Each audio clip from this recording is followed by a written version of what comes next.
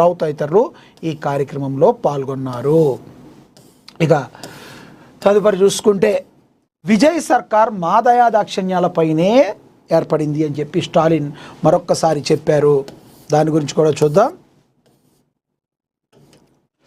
DMK అధినేత తమిళనాడు మాజీ CM Stalin ప్రస్తుతం ముఖ్యమంత్రి విజయ్ నేతృత్వంలో టీవీకే ప్రభుత్వంపై తీవ్రస్థాయిలో విరుచుకుపడ్డారు. చెన్నైలో జరిగిన పార్టీ కార్యక్రమంలో ఆయన మాట్లాడుతూ విజయ్ ప్రభుత్వం 5 ఏళ్ల పూర్తికాలం అధికారంలో కొనసాగలేదని, ఇప్పుడు అది డిఎంకే దయాదాక్షిణ్యంపై నడుస్తుందని సంచలన వ్యాఖ్యలు చేశారు. తమిళనాడు ఎన్నికల ఫలితాలను ఒక రాజకీయ ప్రపంచంగా తాను భావించడం లేదని, ఇదొక సినిమా సునామీ మాత్రమేనని స్టాలిన్ అభివర్ణించారు. ఓటర్లు ఎలాంటి రాజకీయ విశ్వాసాన్ని కానీ సిద్ధాంతాలను కానీ చూసి టీవీకేకు పార్టీకి ఓటు వేయలేదని, కేవలం ఒక ప్రముఖ స్టార్ నటుడు పార్టీ పెట్టాడనే ఉత్సాహంతో విజయ్కి మద్దతు తెలిపారన్నారు. పిల్లలు కొత్తగా ఆడుకునేందుకు ఒక ఆట వస్తువు దొరికితే ఎంత ఉత్సాహం చూపిస్తారో ఇది అలాంటిదేనని, కొన్ని రోజుల్లోనే ఆట వస్తువుపై ప్రజలకు ఆసక్తి తగ్గిపోతుందని వ్యాఖ్యానించారు. తన బిడ్డ తన తల్లి కోసం వెతికినట్టు తమిళనాడు ఓటర్లు త్వరలోనే మళ్లీ డిఎంకేను వెతకడం ఖాయమని ధీమా వ్యక్తం చేశారు. వాళ్ళకి ప్రజలు ఇచ్చారు. స్టాలిన్ గారు ఎటబడితే అట మాట్లాడతాడు. చింత సచ్చిన పులుపు సావలేదు అనే సామెత ఏదో కరెక్ట్గా ఈ స్టాలిన్కి అది కరెక్ట్గా సరిపోతుంది. విజయ్ యొక్క అతను తీసుకున్న నిర్ణయానికి, అతను మాట్లాడిన విధానానికి మీ యొక్క అపరిపక్వత, మీ యొక్క రాక్షస పాలన నుంచి ప్రజలు విముక్తి కోరుకున్నారు. కాబట్టే స్టాలిన్ని ఎక్కడ ఉంచాలో అక్కడ ఉంచారు. విజయ్కి అద్భుతమైన అవకాశం ఇచ్చారు. దాన్ని గుర్తించకుండా ఏదేదో చేస్తే చింత చచ్చినా పులుపు చావలేదు, కింద పడ్డ పై చెయ్యి నాది అనటం ఇలాంటివి మానుకోవాలి. ఇక మానుకొని మీరు సనాతన ధర్మం మీద మీరు చేసిన కమెంట్లే మీ కొంప ముంచాయి. స్టాలిన్ గారు, మీకు ఇంకా అర్థం కాలేదు. సనాతన ధర్మం మీద మీరు చేసిన కమెంట్లే మీ కొంప ముంచాయి. సనాతన ధర్మాన్ని ఒక వైరస్తో పోలుస్తాడు నీ సుపుత్రుడు. మళ్ళీ అదే సుపుత్రుడు శాసనసభలో సనాతన ధర్మాన్ని నిర్మూలిస్తానంటాడు. ఇలాంటి భావజాలం ఉన్న ఇక మీరు మీ డిఎంకే మీరు మూటా మళ్ళీ సర్దుకోవాల్సిన అవసరం ఎంతైనా ఉంది. జోసెఫ్ విజయ్ ప్రజలు ఆయన కోరుకున్నారు, ఆయనకి అధికారం ఇచ్చారు. మీ దయాదాక్షిణ్యాలు కాకపోతే అప్పుడు అన్నా డిఎంకేలో ఎంతమంది వెళ్ళిపోయారు. అన్నా డిఎంకేలో ఎంతోమంది మీరేంటి, మీరు 5 కాదని పక్కకి వెళ్ళినా మీరే మీ శాశ్వత ఫ్రెండ్గా ఉన్న కాంగ్రెస్ని పక్కకు నెట్టి కాంగ్రెస్ పార్టీకి స్నేహితుడని నమ్మించి మరి మిమ్మల్నే నమ్మించి పక్కకి వెళ్ళిపోయింది కాంగ్రెస్ పార్టీ. ఎందుకు మిమ్మల్ని వెళ్ళిపోయింది? ఎందుకు వెళ్ళిపోయిందంటే వాళ్ళ అవసరం కోసం వెళ్ళిపోయింది. కాబట్టి మీరు మీ కాంగ్రెస్ పార్టీని బ్యాక్ ఏమైనా తెచ్చుకోగలిగితే తెచ్చుకోండి, కానీ అన్నా డిఎంకేల నుంచి మీరు ఎవరిని తెచ్చుకోలేరు కదా. 100% విజయ్ సర్కార్ 5 ఏళ్ల పాటు ఉంటుంది. దీనిలో ఏం అవసరం మీరు మరిసిపూసి మారేడుకై చేయాల్సిన అవసరం లేదని మన యొక్క అభిప్రాయం. ఇక తదుపరి బీహార్ బైపోల్ బరిలో పీకే నితిన్ నవీన్ రాజీనామాతో ఖాళీ అయిన బంకీపూర్ అసెంబ్లీ స్థానంలో పోటీ అని కూడా ప్రచురించారు. ఇక పీకే గురించి మనకు తెలుసు, ఆయన వ్యూహకర్తగా అయితే బాగానే సక్సెస్ అయ్యారు, కానీ ఎన్నికల్లో సక్సెస్ అనేది కొంచెం తక్కువే ఉన్నారు.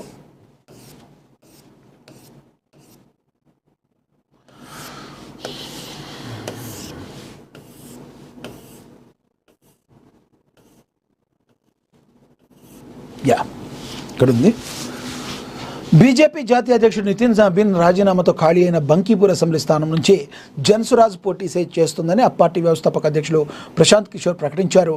బంకీపూర్లో బీజేపీని ఓడించే సామర్థ్యం జన్సురాజ్ పార్టీకే ఉందని ఆయన ధీమా వ్యక్తం చేశారు.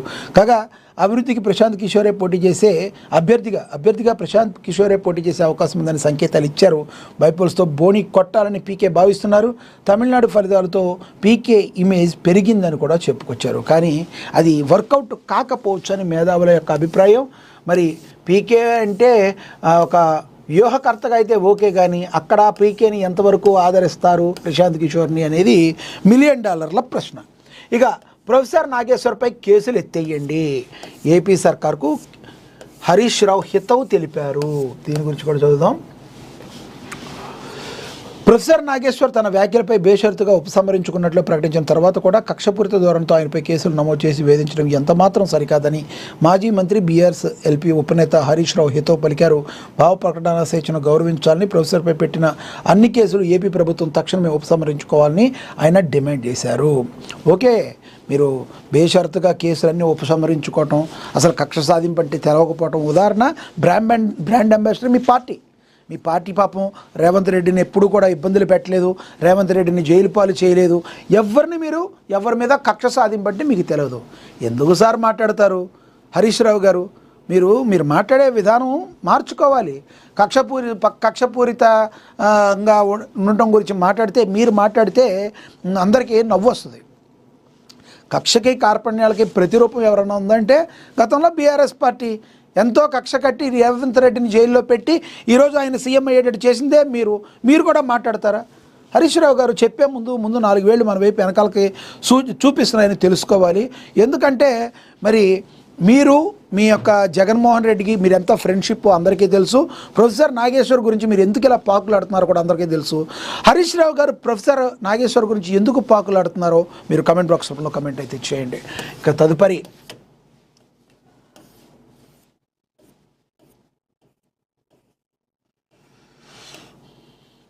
ఉత్తర కలకత్తా కవి ప్రసూద్ బందోపాధ్యాయ ఆయన గురించి ఒక ఆర్టికల్ రాయడం జరిగింది.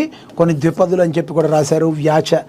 వాచ్య రాజకీయాలని, అలాగే నైతిక భావాల ఖజానా కసప అని, అలాగే మాతృమూర్తి స్మృతులు అని చెప్పి ఆర్టికల్స్ అయితే రాయటం జరిగింది. ఇక మనకి తెలుసు బాధలో బాసటగా కంది శ్రీనివాసరెడ్డి పరామర్శలు.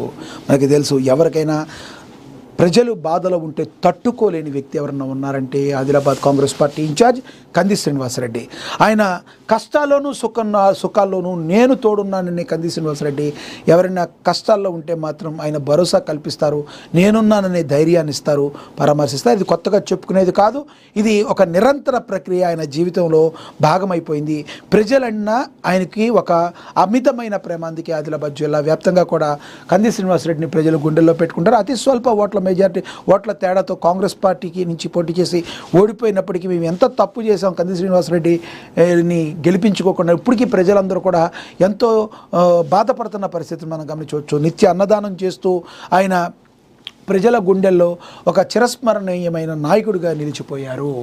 ఆపదలో ఉన్నవారికి ఆప్తులను కోల్పోయి దుఃఖంలో ఉన్నవారికి అనారోగ్యంతో బాధపడుతున్న వారికి నేనున్నారని భరోసా కల్పిస్తున్నారు. ఆదిలాబాద్ కాంగ్రెస్ పార్టీ అసెంబ్లీ నియోజకవర్గ ఇన్ఛార్జ్ కంది శ్రీనివాసరెడ్డి జైనద్ బోరజ్ మండలంలో పర్యటించి పలువురిని పరామర్శించిన ఇలా ఫోటోలన్నీ చూడొచ్చు మనం. మరి ఆదివారం జైనద్ బోరజ్ మండలంలో పర్యటించిన పలువురిని పరామర్శించారు. ఇటీవల మృతి చెందిన దీపాయిగూడ గ్రామంలో కజ్జోర్లక రాజక్క కుటుంబ సభ్యులను, మకోడా గ్రామంలో బద్దం రామిరెడ్డి కుటుంబ సభ్యులను, బెల్గాం గ్రామంలో బద్దం లుసంబాయి కుటుంబ సభ్యులను, బెల్లూరులో గంగా విజయ కుటుంబ సభ్యులను, గిమ్మ ప్రాంతంలో దోసలి లింగన్న కుటుంబ సభ్యులను, ఇటీవల ఆత్మహత్య చేసుకున్న పుదిరే తేజశ్రీ కుటుంబ సభ్యులను పరామర్శించి ప్రగాఢ సానుభూతి తెలిపారు. ఆయా కుటుంబాలకు ధైర్యాన్ని చెప్పారు. గిమ్మ గ్రామంలో దోసలి లింగన్న కుటుంబానికి ఆర్థిక సాయం అందించారు. ఆయన Venkata Jainad market committee chairman Alluri Ashok Reddy, ఆత్మ చైర్మన్ గిమ్మ సంతోష్రావు, జైనద్ ఆలయ చైర్మన్ రుకేష్ రెడ్డి, సింగిరెడ్డి రామరెడ్డి, శాంతన్రావు, దీపక్ రాబ్, ఎంఏ షకీల్, నిఖిలేష్, రాజీవ్, అమ్ముల రమేష్, సదలి శివన్నత తదితరులు పాల్గొన్నారు. ఈయనతో పాటు ఉండి ఈ పరామర్శల కార్యక్రమంలో పాల్గొనటమైతే జరిగింది. ఇక రెడ్డి సంక్షేమ సంఘ నూతన కార్యవర్గాన్ని అభినందించిన కంది శ్రీనివాసరెడ్డి. ఆదిలాబాద్ జిల్లా రెడ్డి సంఘ ఎన్నికల సందర్భంగా ఆదిలాబాద్ కాంగ్రెస్ పార్టీ అసెంబ్లీ నియోజకవర్గ ఇన్ఛార్జి కంది శ్రీనివాసరెడ్డి పట్టణంలోని న్యూ హౌసింగ్ బోర్డు కాలనీలో రెడ్డి సంక్షేమ సంఘం కార్యాలయాన్ని ఆయన సందర్శించారు. ఆదివారం జరిగిన ఏకగ్రీవంగా ఎన్నికైన జిల్లా రెడ్డి సంక్షేమ సంఘ అధ్యక్షుడు ఎల్టీ ఓం ప్రకాష్ రెడ్డి, ప్రధాన కార్యదర్శి అల్లూరి భూపతి రెడ్డి, ఉపాధ్యక్షుడు బోయంచు శ్రీకాంత్ రెడ్డి, ముడుపు కేదారేశ్వర రెడ్డి, సింగడి పద్మారెడ్డి, కోశాధికారి సర్సన్ విఠల్ రెడ్డితో పాటు వర్కింగ్ ప్రెసిడెంట్లు రమేష్ రెడ్డి, ప్రమోద్ రెడ్డి, కో ప్రెసిడెంట్లు గోవర్ధన్ రెడ్డి, మణిలతారెడ్డి, మిగతా కార్యవర్గ సభ్యులకు అభినందనలు తెలిపారు. నూతనంగా ఎన్నికైన వారిని శాల్వాలతో సత్కరించారు. ఈ సందర్భంగా కంది శ్రీనివాసరెడ్డి మాట్లాడుతూ ఆదిలాబాద్ జిల్లా రెడ్డి సంక్షేమ సంఘం అభివృద్ధిగా నూతన కార్యవర్గ సంఘం కృషి చేస్తుందని ఆకాంక్షించారు. ఈ కార్యక్రమంలో సంఘ నాయకులు స్వామిరెడ్డి, భూమయ్య రెడ్డి, శేఖర్ రెడ్డి, వైశాల్ రెడ్డి, జగదీష్ రెడ్డి, నవీన్ రెడ్డి, శివప్రసాద్ రెడ్డి, సతీష్ రెడ్డి, రవిరెడ్డి, భూమారెడ్డి, లింగారెడ్డి, పోతారెడ్డి, సుశాంత్ రెడ్డి, కాంగ్రెస్ పార్టీ నాయకులు, కార్యకర్తలు ఈ రెడ్డి సంక్షేమ సంఘ నూతన కార్యక్రమంలో పాల్గొన్నారు. కంది శ్రీనివాసరెడ్డికి కృతజ్ఞతలైతే తెలియచేశారు. ఇక విశ్వశాంతి విద్యార్థికి ఎమ్మెల్యే అభినందనలు తెలిపారట. అదేవిధంగా పంట వ్యర్థాలు తగలబెడితే చర్యలు తీసుకుంటామని నేలకొండపల్లిలో మరి అల్టిమేటం జారీ చేశారని కూడా ప్రచురించారు. అదేవిధంగా బోర్గంపాడులో అదనపు ఎస్ఐగా వి రామూర్తి నియమించబడ్డారు. ఇక సారపాక సెంటర్లో మరో గుర్తు తెలియని మృతదేహం